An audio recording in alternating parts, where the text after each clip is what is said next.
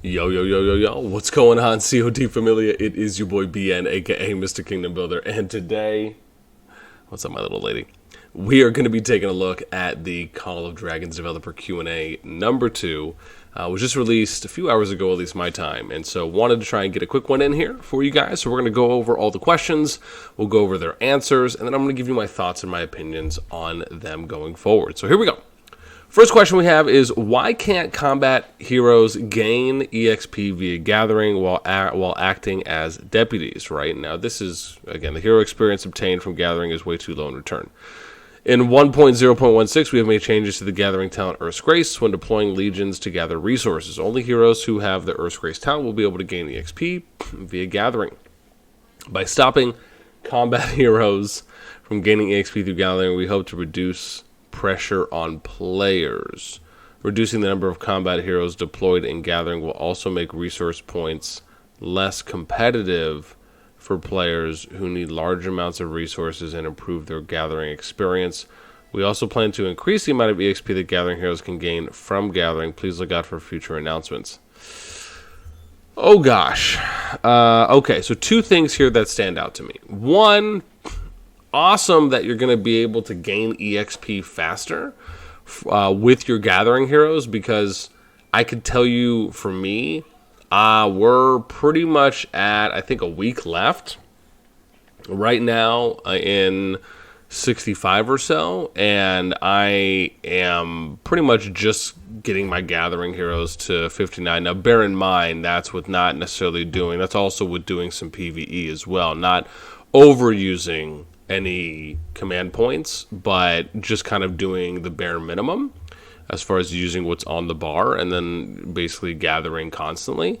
So yeah, I mean, do I think that that could happen a little bit quicker, where it's not necessarily you shouldn't be able to have to wait that long to maybe get them to, you know, your kind of 59, 60 max level in a sense? Yeah, that'd be great if that could happen a little faster. As far as the second point that is a little bit iffy for me, this is where they say that you're hoping to reduce pressure on players. I do not understand that.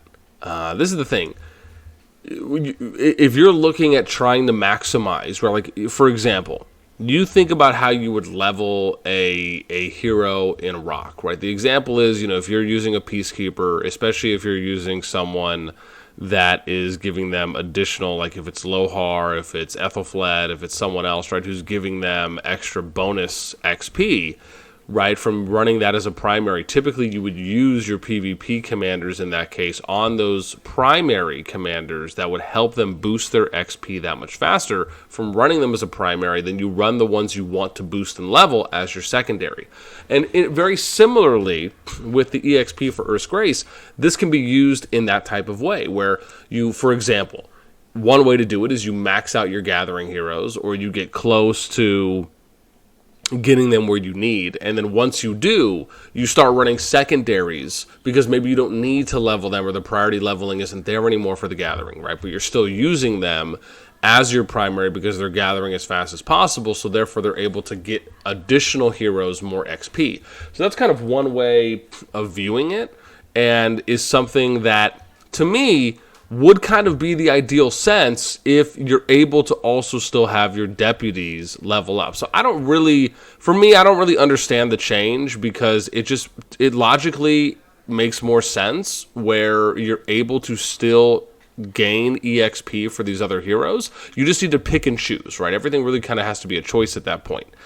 And so then the next part is, reducing the number of combat heroes deployed in gathering will also make resource points less competitive. To be fair, I understand where they're coming from. Like, the logic here is that, well, if I'm not running a PvP hero at a resource point, why would someone go out and attack it?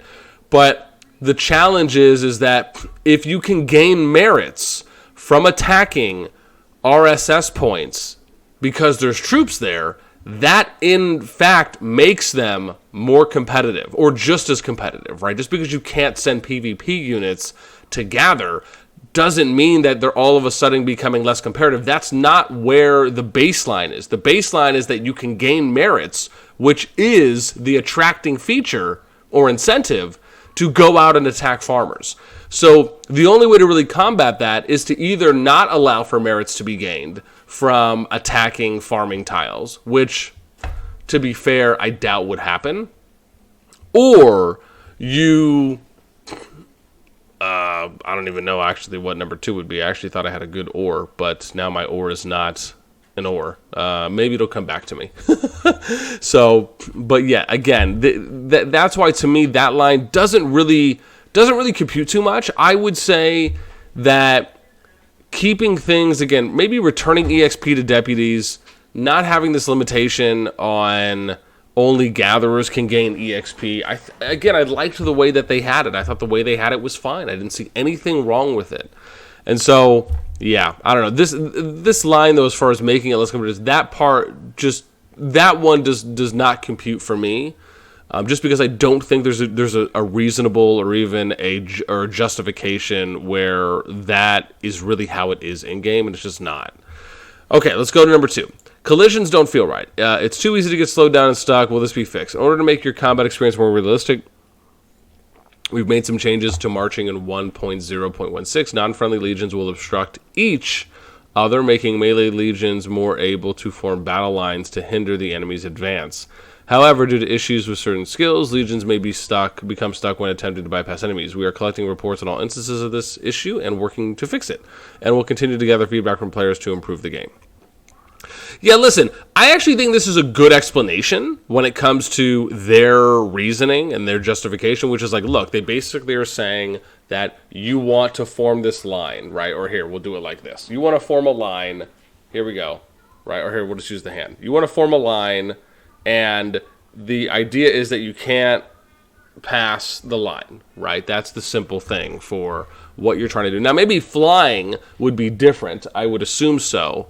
However, being able to make it so, for example, other infantry, cav, if you're trying to form kind of a defensive line, I actually like where they're going with this. I just want to generally say that. Again, I'm sure there will still need to be some improvements here and there, but I like the fact that they're at least testing something that can be used in a more strategic way, even if we're not really seeing that at a high level yet. Next question. The period before the new season starts is long and there's not much to do. What will you be doing to remedy this? Thanks to player feedback, we've realized that the period following the end of season tends to be lacking in conflict. Well, yeah, because it's the home kingdom. Right? Now, if you're talking season 2 or something and beyond, that's different. But if we're talking season 1, it's because, and that's why I think it's important to differentiate there. Here we go. Ends of season 10 like hunt, particularly after the Flame Dragon's lair has been occupied. The current season 1 lasts around 75 to 85 days, with about 2 to 3 days of off-season time, which should add up to a total of no more than 90 days. Some players have suggested that season 1 should be shorter in length. We are considering this as a possibility, but we'll need more time to develop our plans. We'd like to thank everyone who has offered feedback regarding season duration and matchmaking so far. Please keep sending us your suggestions. Furthermore, provided there are no unexpected delays, new gameplay features will be introduced in July at the earliest. So, interesting. So, we got 1 month from now, at the earliest, where we could be seeing another update. That's cool. However, what I'm going to say here is that this is the thing, right? Where you talk about conflict, you cannot force conflict, right? That's the thing to understand. All you can do is create an environment that hopefully will incentivize or will give players opportunities to have conflict. Remember, alliances could just all agree and say, look, we're just not going to fight and we're going to farm this season. And the developer can't do anything about that. So that's why it's really important to have a good understanding of what the landscape is, not only in seasons, but with how things can play out. And when it comes to trying to incentivize more conflict, again, let me give you another example. You can have alliances that just have an extreme imbalance in power, and that can be a turnoff for players to go and fight, right? And so that could be something that just causes, when you do merges, for alliances to say, well, we're just not going to fight. We'll just farm this season, and the others, or the stronger alliances, if you will, can just go ahead and do whatever they want. Like, that's boring. Nobody wants to just go pick on people and bully people all day long. Like, you want there to be forms of resistance. You want there to be other players and groups and alliances that are fighting back. And so, again, these are things that are important to have a good understanding of, right? Is that sometimes, and well, I shouldn't say sometimes, most of the time in KVKs and SVSs, you're typically not going to get, straight up fights, so to speak, right? Where you're kind of closer in power rather than being more disproportionate. It is what it is. However, I will say that if your alliance is what I believe, or what I would argue is highly organized at a professional level, and they are very coordinated and structured and have good on-field tactics, and I would say those are things that I think can make up for some of the power imbalances. The challenge is that we just haven't seen that happen yet. So again, that's my thoughts on it. The last thing I'm going to say on this is that the way I've always viewed, now I like the changes they're doing in Season 1++, or SSS 1, which is, again, the third unofficial season. I like, if you're looking at the new map, I like the fact that they've at least made a neutral area, so you kind of have like a home zone now that you're able, or a home Zone 1 region you're able to start out in, even though you still have to choose which zone or region you go in. It's not like you're automatically getting placed into a zone or region like you would in a rock KVK, so you could still end up having potential conflict in Zone 1. However, if you are going out and communicating and doing diplomacy and having conversations with other kingdoms before seasons arrive, or new season arrives, as you should be, you can help that. And so far, from what we've seen in multiple seasons with multiple kingdoms, we haven't really seen a lot of conflict heavily in Zone 1 regions. And I think a large part of that is because players and alliances have been reaching out to others to try and coordinate where they want to go for starting regions within Zone 1s when a new season comes, which is good. And again, that's something that's proactive that you kind of have to do externally outside of the game, where they're not, again, placing you in. So I think, and it's funny when we talk about the previous question that was asked about having more conflict, that's an answer for you. The fact is that we can go out and have conversations to avoid Zone 1 conflict. Why? Because nobody wants to sit there and have a war in Zone 1 when a new season is coming. You want to be able to progress, still play the game, and then be able to fight at more opportune moments instead of right off the bat, which could immediately deflate your motivation and your engagement and your incentive for actually playing more when a new season comes. So you kind of have to take it with doses. Anyways, and again, I will say, right, the thing I really like about what they're doing with the new map, as I was mentioning with the neutral zones, my view is that you should just always have it. I like the way that Rock does it because I just think it makes a lot of sense, right? You kind of open progressive zones at certain intervals, right? So, anyways, going in a good direction, obviously, with the kind of adjusted Season 1 map. Here we go for the next question. The Elixir healing system is complicated. Can we go back to the old free healing system? The original free healing system led to situations where, after having a large number of units injured in battle, some players would have to wait several days before they could fully heal their forces, leaving them unable... What you got there? What you got there, killer? Nothing? Is that just your finger? Thank Buddha. Here we go. Leaving them unable to fight. Elixir healing was introduced to avoid this kind of situation, preventing long waiting times and allowing players to deploy units more frequently, provided they had enough elixir. Players can obtain more elixir from the merit store, which may be particularly useful during events that require frequent combat. Currently, your elixir capacity is defined as the amount of elixir that you can produce within 6 hours. We will add additional ways to increase your elixir capacity as the season progresses, as it was introduced to replace the original free healing system. Elixir cannot be directly purchased. We will continue to pay close attention to the healing system, and we welcome any feedback. So, yeah, listen, I'm actually not necessarily opposed to the elixir system. Again, I myself will probably have to wait to see how it is used when I'm actually in kind of a fighting situation, so to speak. But I do generally like the fact that it feels as though, at least for the number of troops that I've needed to heal, which really has been very small and insignificant, doesn't seem as though there's an immediate waiting time. So part of it almost feels like you kind of get like this short burst of an initial amount of troops that you're able to heal. But how does that work long term, right? Over a period of time, if you have if you have more than what your daily allotment will allow for you to heal in the Elixir system, right? How does that kind of compare going the course of 24 hours if you're fighting nonstop versus what the free healing system was? So that's something that, and again, I'm sure some people have already compared that, but to me, again, I'm not a hater of it at all. It's just I just think I have to see how it plays out a little bit longer. But so far, I mean, I like it. I don't think there's anything that I'm really noticing that's inherently wrong with it. So, again, I think time will tell. Next question. Will you make it free to change hero talent presets or reduce the gem cost of changing talents?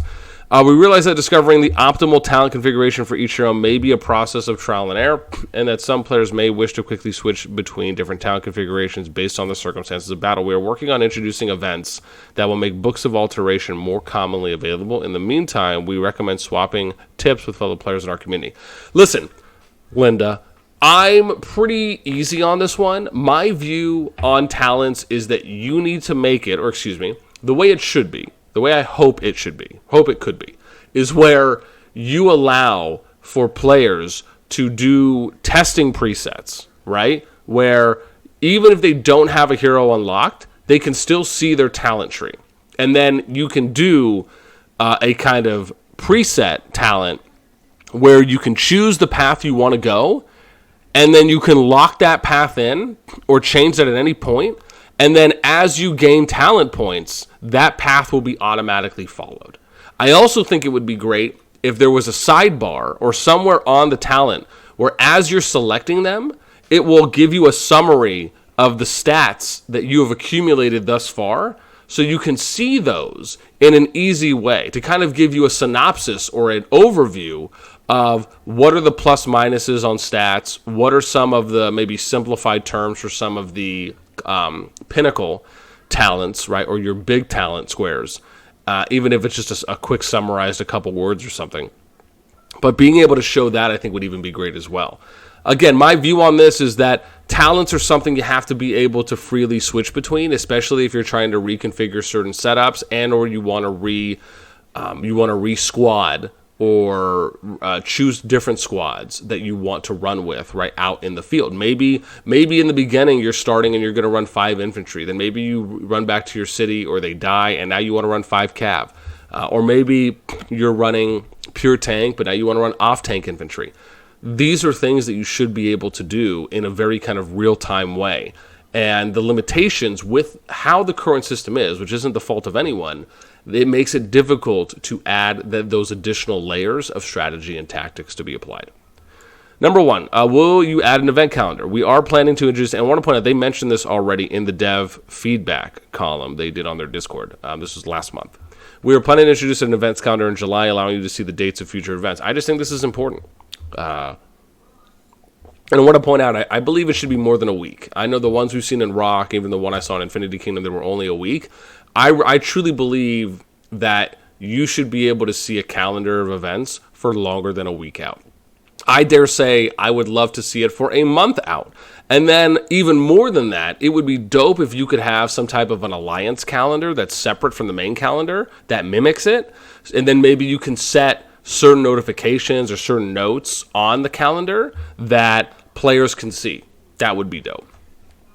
Next, let's go. Can you release information on server merging earlier so we can prepare better? We plan to make a season summary countdown visible roughly 14 days before the season resets. I'm not mad at that. That actually sounds nice. When the season summary is complete, we will display information regarding the start of the next season and matchmaking, e.g. which servers will enter the next season together. We will start working on a feature that would automatically open a chat channel once season matchmaking details are released, allowing players to prepare and coordinate ahead of time. This feature should be part of the July update. Oh, this is cool. I wonder what they mean by the chat channel. Are they meaning that as kind of like the new Kingdom chat? Or the Merge Kingdom chat? Or like the SSSS1 chat? Whatever that may be. Is that like the merger chat, essentially? Or is that a chat that's just dedicated for those in your kingdom? Because I want to point this out, right? I would love if you could still have a Kingdom chat. That, to me, is something like you're talking when you merge with the... This is the thing. You're doing merges with other kingdoms, but thus far we haven't had anything where you're actually able to go back to your home kingdom. So the challenge is, like we've talked about before, is there's no way to really officially or effectively coordinate or even see who is still in your home kingdom, because you're basically in a constant flux or a constant a cycle of being in one merge kingdom to another merge kingdom to another merge kingdom, but yet you still retain your home kingdom number on your profile. And players can still migrate to different home kingdoms, but you can't see what the power of those home kingdoms are. You can't see their kingdom leaderboards. There's no kingdom chat. Those are things that need to be added so you can have a separation of here's my home kingdom and then here's the merge kingdom. Even if the developers do not plan to actually ever send you back to a home kingdom, which in my opinion, I would love to see, but maybe only if they did it for a week or two, like a very small amount of time. But at minimum, they should have a kingdom leaderboard, and then you have the merger leaderboard. Same thing, you have the kingdom chat, which is for your kingdom, your home kingdom, and then you have the merger chat. That's what should be happening, and I think that's where a level of disconnect is happening currently when it comes to something that players may not be considering or thinking of, but is really needed. Now let's get to, will you make it possible to exchange prestige for speed ups and arcane dust? We realized that following the introduction of the Dragon Trail race, players may accumulate a large amount of prestige by the end of the season, which they cannot easily spend on policies. We are currently working on solutions to this issue, so please watch out for further announcements. I mean, you got two options here. Either one, you allow for that prestige to be cycled or recycled for some other type of material, or you just add on more policies, right, or add on more levels. I feel like those are the two most likely things that will probably happen. Okay, that's all for the developer Q&A. So that's it. We're at about, almost 22 minutes? This actually wasn't bad. Some of the things we already knew, but then some new things that came out of this as well. I want to pass the question to you. What are you most excited for? Or what are you kind of iffy on, right? Whether it's something that I mentioned, if you agree, you disagree, or you have your own thought, let me know in the comments down below. That is going to be it for me. As always, until next time, I will catch you later.